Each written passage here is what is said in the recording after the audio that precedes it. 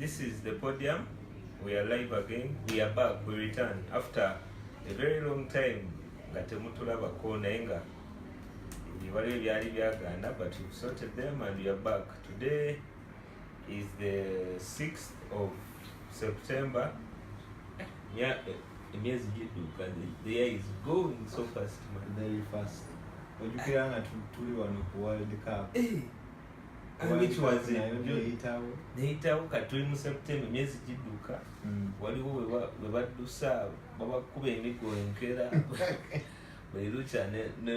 Anyway, today, welcome to the podium, first of all. My name is Josh, Josh Ruby, your daily host. They don't know Musajja. Omwamulaba ko wano nga bawa sports era baletedde engala ebanyumize. I mean so much more about the Bobi Wine, Bebe saga, the people power, the things going on, the current trending situation in the country. It's trending for all the wrong reasons, but that's why we are here to talk about the entertainment side of it, then to release them to Gamba and so much more, things like that. So anyway, you can introduce yourself to the people. Gamba, Manyago, or Mokazi. I don't know anything. I think we use English. Yeah. Okay, I'm Edgar Kazibwe. I'm editor Kao Sports. Calling for Airtel Football. Better opinionated sometimes. Always. Better opinionated sometimes. Kumikuto of course to better ko Twitter, Facebook, wona to better on Instagram everywhere. Name mbu contributor. Actually, more than one way or another. Yeah. Anyway, so now you know who you're talking about. The volume is very local. Tugenda kwongerako ku malobozi. Owen, kwali you're watching. Thank you. And I see, wow, the viewership is up there. Okay. Thank you abali mukulaba. Today we talk about Bobi Wine and Bebe. Not the political part. Of course, we are going to be dragged there a bit, but we are not focusing on politics. This is an entertainment show. So, Edgar Kaziwe, I want you maybe to bring us into the know of what you know what happened to cause. First of all, Bobi Wine joins politics, from music to politics. Yeah. From some people say from rags to riches, but he was already rich. Yeah, but he joins music, and it brings about wakati which I want us to how then does Bebe Cool come into the picture? Which 31st August he was pelted with stones. Yeah, but he was bali bamusawe Rugogo Cricket Oval about go back stage.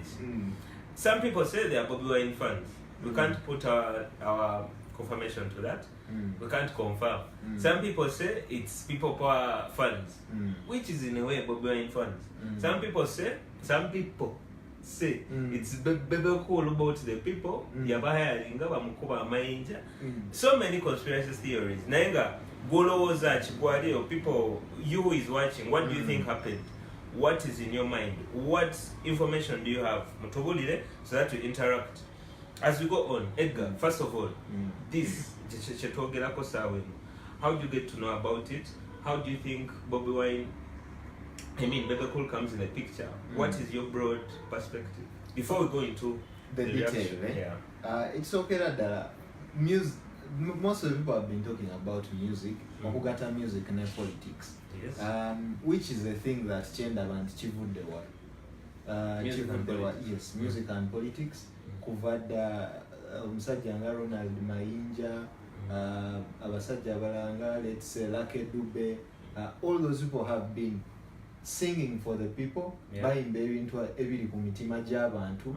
And they put it out there, probably hoping for change, or kuleta enchuka in one way or another. So, most of the people have been talking to Bangambanti. Music shouldn't be mixed with politics. Nayendo was it has come. Yes, it has always been like that. So why are people concerned now? Okay, to start with that. Why are people now? They know, but that could be politics. Everyone politics. But why is it all blowing out of proportion right now. It's blowing out of proportion kuba scandals ezibaddewo nyingi in the political world and in the music world. And music world, of course, ebintu ebisinga bibadde bitambulirako is because of ego. Muyimbi omutayagala singa munne alina bafans abatakkiriza mwoli naye ng'okishiftinze ate n'okizza mu politics. Most of the people engeri gye beetabamu is because ebintu ebisinga abayimbi babadde bayimbako bibadde bibakwatako nnyo. Nga bali mu music? Yes, nga bali mu music, especially for a person like Bobi Wine. Kuva dda bw'olaba nti he's singing a kind of a ghetto storyteller, akubulira nti ava wansi n'alinya emitendera naye n'atuuka awantu government n'ekola ki. So did you have a dream? Did you know he would join politics? What do you think? I don't think he had that dream of joining politics. Sure. According to me, because of what andika music industry, politics sichiwanti akuba ku ngalo. The day you step out on that stage, ogenda oyimbe. So when does this come? When do you think this it comes out after omuntu okufuna that fame obetutumu. After getting the fame, you realize that you can sing about issues abantu gye bakola ki gye basobola feeling oba gye basobola okwogerako oba gye basobola okudebatinga. Then from there you enter direct into politics. To be your side, we go to what is happening. There is music and politics being discussed. Okay, I'll be reading your comments. Please put your reactions, comments. What is your say on the current now? Politics and music. There are many figures that have been dragged into the Katolu Wamas, the Hildamans. I mean, so many people. You mentioned Mainja. So many people in there. Have you had the politician in the music this time? Never more politics. Yes. Like head of state yenyini achikolako. But still, he sang a song. Okay, let's say he didn't come out on stage na yimba. Na ye oluyimba mpenko. It was also from head a politician. Yes, head of state. Okay. So when many figures, that's what I wanted to say. Many figures have been involved. Why are we now looking at Bebe Cool and Bobi Wine? We are looking at Bebe Cool and Bobi Wine kuba beba singo outstanding amukasera kan. One, but Bebe Cool is not a politician. Yes, Bebe Cool is not a politician, but the way it has all been shaped, they show some kind of empathy and sympathy. Bobi Wine which is kind of something like solidarity. Omuntu okuvaayo n'akola ki n'akuyambako n'agumya abantu bo because you've gone through a hard time ate ng'obadde munnaawaabwe, like you've been working with them, mukola omulimu gwe gumu. Kati why Bebe Cool y'ensonga is because he sort of left himself out of the what? Out of the clique. Yes. Mu equation niyo n'omunoonya nga tukola ki? Tomulaba nnyo his side. Yes, nogenda n'omulaba side eri, which is literally pushing people to the edge. If you are Bebe Cool, maybe to look at it in this way. Mr. Joseph Owino, you're watching. Thank you. You say you're locked in. Owen Jagala contribution is a comment you want. Timo on the chat, I see you. Ruth Owino. Agri Kamgisha says Lego. Timo says Chetweta Gachoka Kwa Ulayu DC ko BBC. Okay, together talk about Nenga. Okay, what I'm asking is Bebe Cool. If you are Bebe Cool, maybe before, not today, of course, maybe days ago or weeks ago. No, didn't Bobi Wine, Bamukute, Bamunize, they tortured him allegedly. What comes through your mind? Do you say, because they were rivals even before politics, musically, they were friends first, then rivals, and that is the most bitter, I think, rivalry. If you once been best friends, you know each one's tactics and what. So, your friends, Nemaukana, you join politics. One of them joined politics on this other side. Olinga Yeli. So your Bebe Cool, no didn't Bobi Wine, you know, I remember his brothers. They weren't certain at some point. What do you think was going through Bebe Cool's mind at that point? It's okay that one. ng'omuntu owa bulijjo. I'm not thinking or saying what was on Bebe Cool's mind, naye bino birowoozo byange. Number one, wawulira story Bobi Wine gye yayitamu, like everything how it panned out. Akavuyo we katandikira ne waayingirira mu nkomyo. That could be debatable, yes. Because the story was not yet out. Ate nga story abantu gye bafuna eri mu bitundutundu. Naye bwodda kumutocharinga, alleged torture, because we are not sure whether it happened. Many forces are denying and all that. But until today, yes. That's when. Yes. But he told us. Anyway, even when he tells us we want to believe, you know? Yes, some because there's no hardcore side of the evidence. story, But if you see him limping, of course, ngabwo owulire. Bebe Cool yawakana. Yagambye kiteri muntu akwata miga ebiri n'asitula omubiri. I think he was referring to the video balaga Bobi Wine ng'agenda where he uses muteri muntu akozesa miti bwatyo. He has too much energy for a person who has tortured. Because they are not going to drag you on your hospital bed okugenda mu nyonyi or something. So if you have the ability for a person who was tortured, he has no scars on the face. He has nothing to show that he was tortured. So you Bebe Cool awakana. Yes, eyo possibility eyinza okubaayo.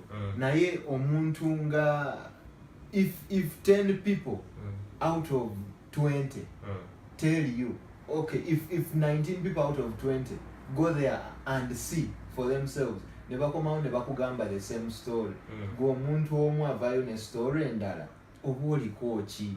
That's the question.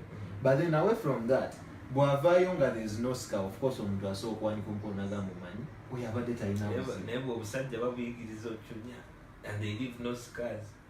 Do you know that? Yes. Though they also deny, they say that's not how we taught. Yes. So how do they taught? How do they? What was the child? Biaranga Frank, you're watching. Thank you. But give me your reaction.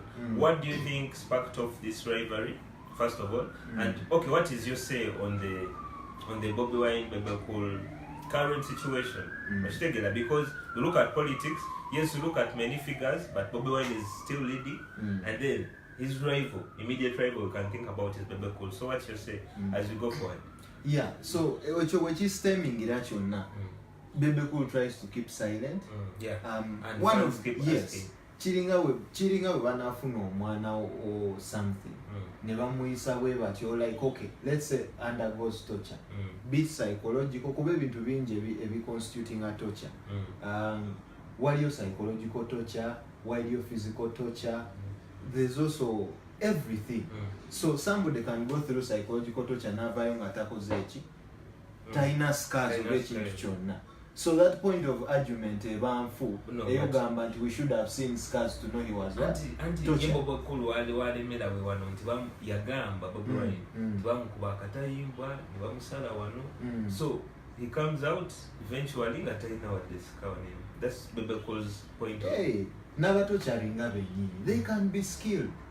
They can do it so that they don't torture you, the face or anything or chitege, and they maybe torture something else.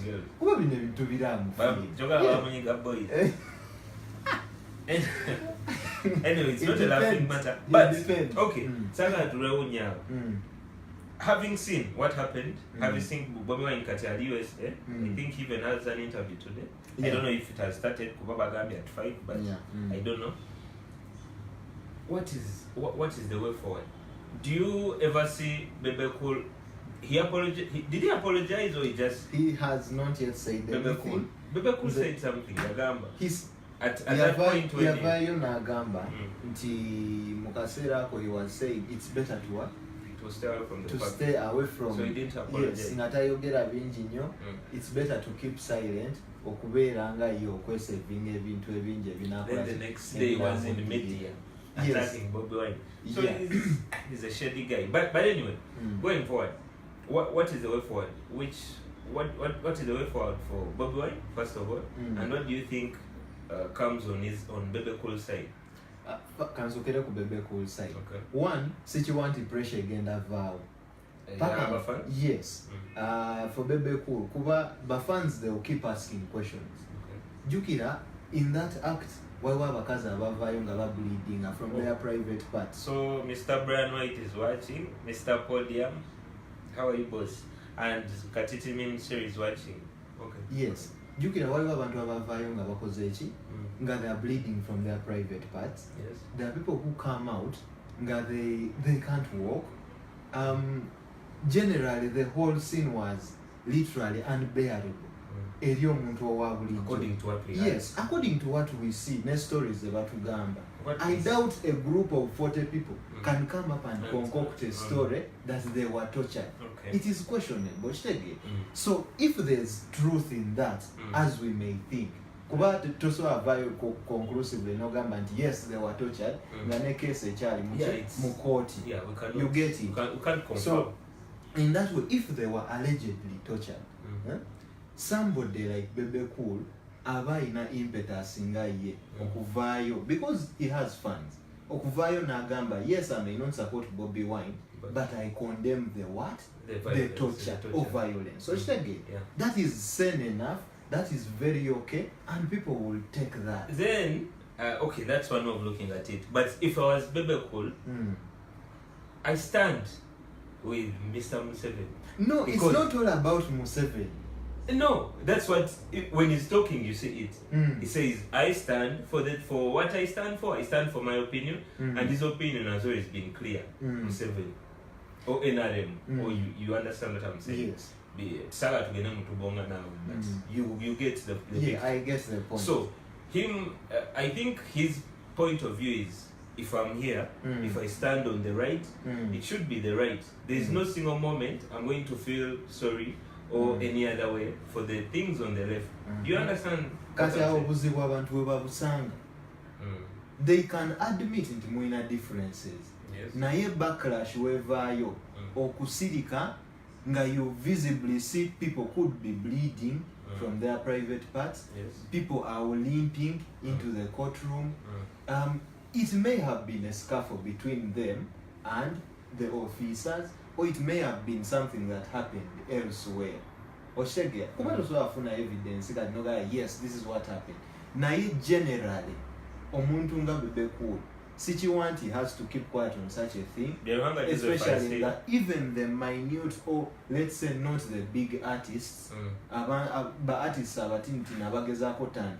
they come out and condemn the violence. Yeah. So that is the main point. So Bebe Cool chichamulya.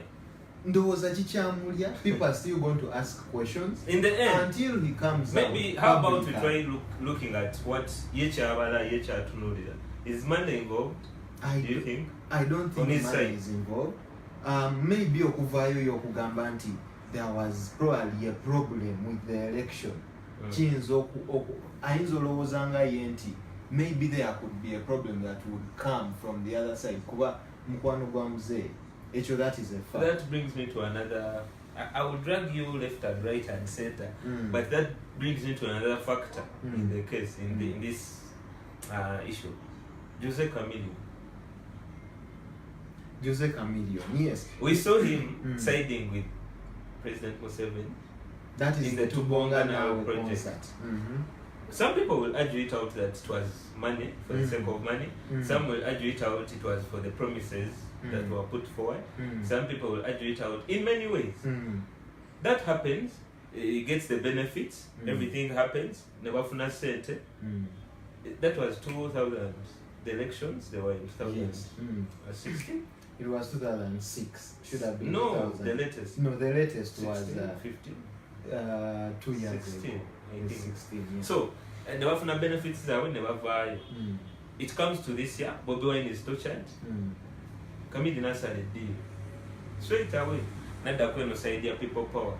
And he was seen in a video mwajira kwa wanakumbunga chanting people power. People nebagamba wagwan. What is happening? Chameleon, one day you're here, another day you're here. Do you have, what can you say about that? Do you think what was able? Yeah, or it's just his opinion, it changes any time of the day. What do you think anyway? Actually, I think I will just give advice. kuba generally oyinza osanga let's say Pastor Wilson Bebe yaliyo kutubonga naye, which is a fact yaliyo. Then nakoma weno nakondemminga the torture that went on Bobi Wine, that was meted on Bobi Wine. Kati mu ngeri ngeyo tavaayo nakulaga nti he has switched sides. Thank you. That's where I was. Yes. So that's where you need to be careful. Because if you show a drastic change of sides, kati nze njogeranga advisor w'abayimbi probably abali mu tubonga, if you drastically switch sides, it's going to be a problem. And that's why you're questioning Chameleon kuba he is switching a direct. Does it affect him in any way? Of course it affects him. Why? Because concert endaja nafuna ngeringa tubonga nawe tebasobola muita unless he has tendered in his either apology or he has tendered in probably something to show that he's not on the other side. I can agree on that.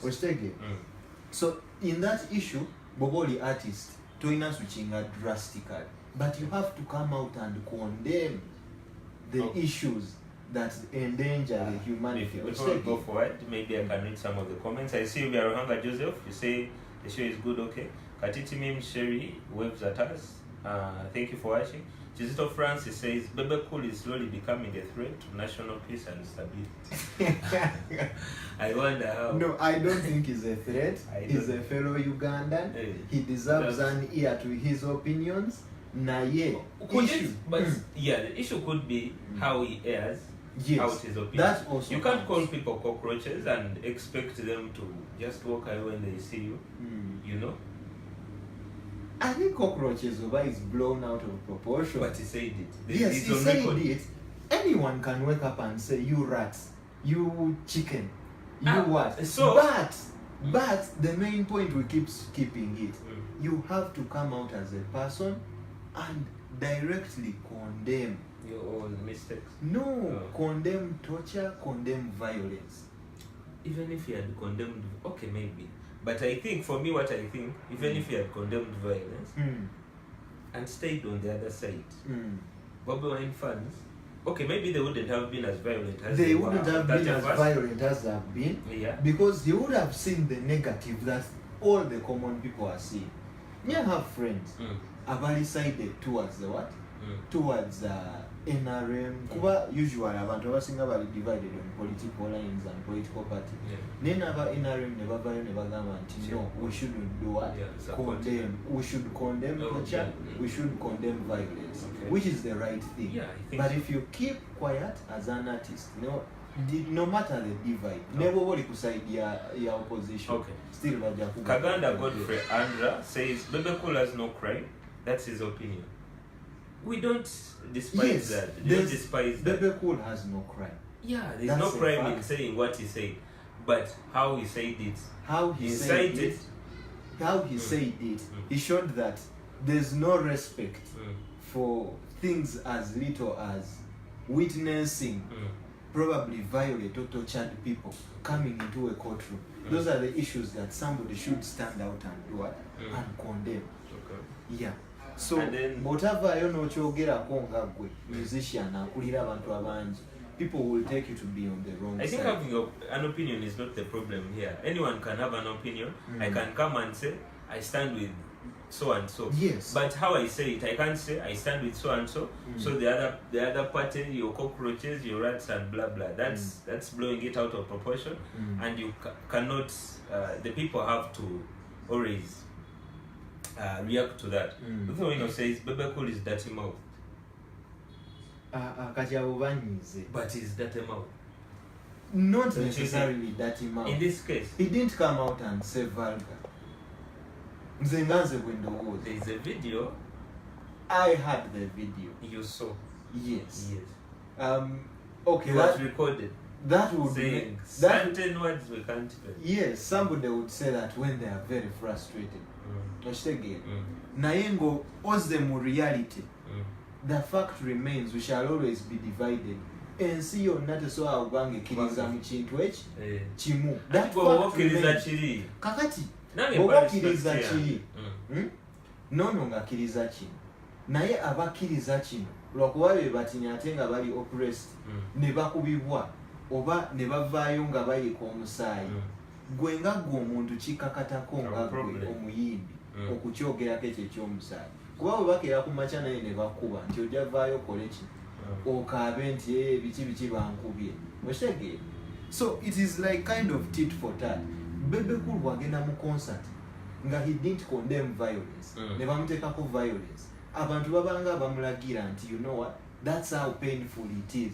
That is one way it is. Waliwo ka video nga omwana yayogedde ebigambo Bebe Cool I think anyway tuba tukyali awo ne zireeta epas as we close the show of course.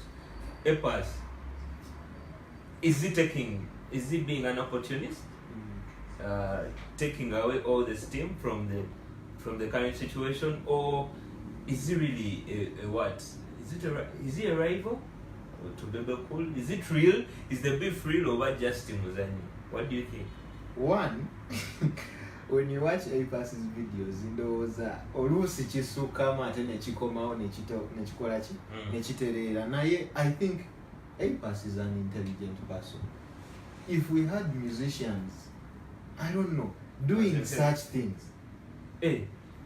Jubilating on No. Because if you try to read through the lines, Apas is not supporting violence in one way or another.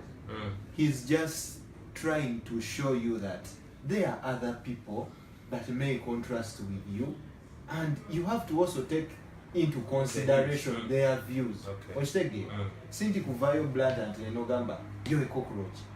Okitege oba novuma omuntu oba nolwana n'abantu, it doesn't make sense anymore. Okay, as we wrap up this show, sagala tuyongere nnyo maaso naye nga at the moment Bobi Wine is in US receiving treatment. Do you think when he comes back he will still have that power, or will it be more? Will it be less? As a person, then of course, as the people, what do you think the reaction will be? Because you can speculate. But what do you think will be the situation? I think situation tegenda kufuka that extreme. I don't think. One, yes, people are charged. Kuba ne Bebe Cool bamugamba nti ogenda performing ku concert. Nenga the previous concert je waliko, you went to charge the people, no bayimbira ne bagoba. Can you expect them to also accept you okolachi? So if echonga people will remain charged, chekisoka. Ekyokubiri ndowooza engeri Bobi Wine gyakozemu ebintu it's enlightening the youth. Okulaba ebintu ebigenda maaso muki mu both music industry ne politics waabwe. Nti you can't come out as a leader nga you don't represent people's views. Oshege kyovola kyekye kyatuuse ku Bebe Cool nti bwavaayo n'avuma abantu abagezaako okwerwanirira n'abayitako cockroaches. They will try to show you that you're not representing their views. So Mungeringe, if Bobi Wine comes back, I believe many people will concur with him. The only difference will come in if it turns out to be a basic kind of show. Naye, I don't think it's going to turn that way. Okay. Thank you, Edgar Kazwe, for your views and your opinions. We'll be having you once in a while because of the way you dissect these things. Thank you very much for being on the show. Maybe one last comment I can read is from Ruth Owino. He says, Bebe Cool can support whoever he wants, but he should not be ill-mannered and dirty mouth, disrespectful and insensitive.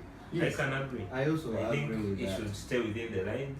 Since, but him as him he has always been arrogant and no. But the main thing is doing up where anyway, that's the thing.